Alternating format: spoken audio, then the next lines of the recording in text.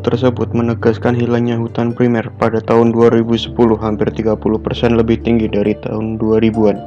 Meski begitu, telah ada upaya global untuk menahan deforestasi lewat berbagai upaya seperti mekanisme produksi kayu yang berkelanjutan, pengamanan hak atas tanah, perluasan kawas lindung, dan upaya pemantauan hutan. Hilangnya hutan primer tahunan rata-rata dalam 5 tahun terakhir 4,3 juta hektar dalam periode 2015 sampai 2019. Dari periode studi hampir 50% lebih tinggi dari 5 tahun pertama, 2,9 juta hektar pada tahun 2002 sampai 2006. Pada tahun 1995 diperkirakan luas hutan dunia hanya tinggal 3,45 miliar hektar. Saya berbicara tentang hilangnya daerah hutan planet kita. Keanekaragaman hayati dunia kehidupan adalah keajaiban yang unik dan spektakuler. Miliaran individu dari jutaan jenis tumbuhan dan hewan mempesona dalam keragaman dan kekayaan. Mereka bekerja sama untuk memanfaatkan energi matahari dari mineral-mineral bumi, menjalani hidup dan terpaut sedemikian rupa sehingga mereka saling menopang. Kita tergantung sepenuhnya pada mesin pendukung kehidupan yang tersetel baik dan bergantung pada keanekaragaman hayati agar berjalan lancar. Namun, cara hidup manusia di bumi saat ini membuat keanekaragaman hayati menurun. Ini juga terjadi sebagai akibat dari perencanaan buruk dan kesalahan manusia. Dan itu juga akan mengarah pada apa yang kita lihat di sini. Saya akan mengambil beberapa contoh. Di kampung halaman saya, Sragen, yang terkenal dengan hasil produksi padinya yang besar dengan lahan yang tidak begitu luas dan dibantu dengan mesin-mesin modern. Sekarang banyak lahan pertanian yang beralih fungsi menjadi perumahan, pabrik, jalan tol, dan lapangan. Di hadapan Menteri Pertanian, Wakil Bupati Sragen, Dede Endrianto, menyampaikan bahwa lahan pertanian di Sragen telah berkurang seluas 220 hektar karena adanya pembangunan tol. Tapi hingga saat ini, Sragen tetap menjadi kabupaten penyangga beras nasional nomor 2 setelah Kabupaten Cilacap. Selain Provinsi Jawa Tengah yang memperoleh penghargaan, 3 kabupaten di Jawa Tengah memperoleh predikat produsen padi tertinggi.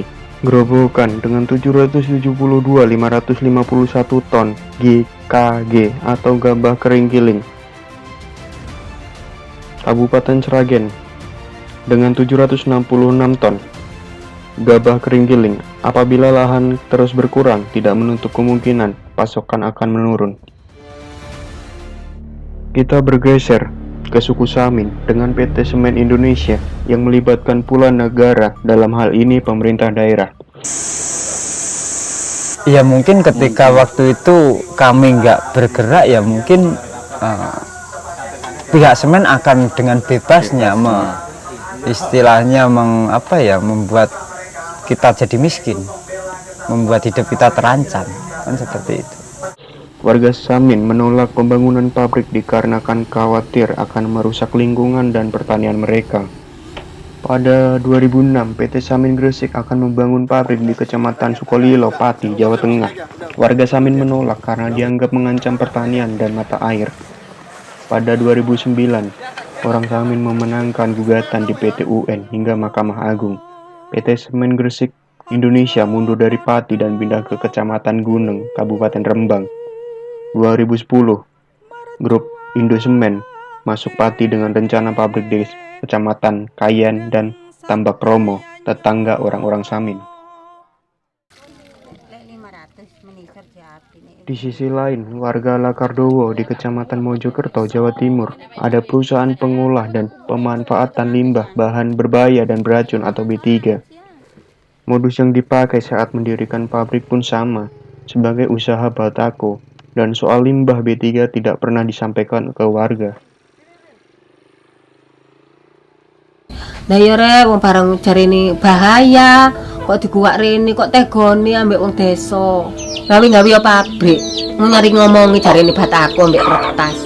Nah nek kan limbah lah gak didemu wong iki. Pada dasarnya, apabila kita menjaga alam, maka alam akan menjaga kita. Saya teringat, salah satu kota di Ukraina memiliki kehidupan yang lengkap. Namun, pada tanggal 26 April 1986, kota ini tidak bisa dihuni lagi. Pembangkit listrik tenaga nuklir Chernobyl meledak di dekat kota ini. Kurang dari 48 jam, kota ini kosong. Tapi sekarang kota ini menjadi hutan lagi setelah 30 tahun ditinggalkan. Ini membuktikan sebesar apapun kesalahan kita, pada akhirnya alam akan memperbaikinya.